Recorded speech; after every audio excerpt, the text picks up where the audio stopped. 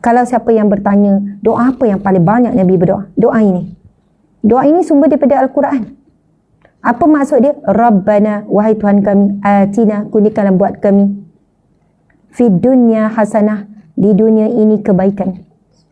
Hidup dalam keadaan baik. Subhanallah, baik semualah.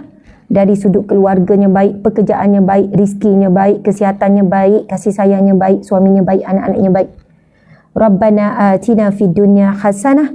Ya Allah, kurniakanlah bagi kami ya Allah kehidupan yang baik di dunia. Wa fil akhirati hasanah, dan kehidupan di akhirat juga baik. Apa maksud di akhirat itu baik? Muqaddimah akhirat adalah kubur. Kubur itu adalah persinggahan untuk kita pergi kepada negeri akhirat. Bermula daripada kubur, kita dalam keadaan di alam barzah yang baik. Diampunkan Allah bersama dengan orang-orang soleh, roh-roh orang soleh. Kemudian kita nak baik juga di padang mahsyar. Kita nak masuk syurga tanpa dihisap. Kalau dihisap pun, hisap sepintas lalu.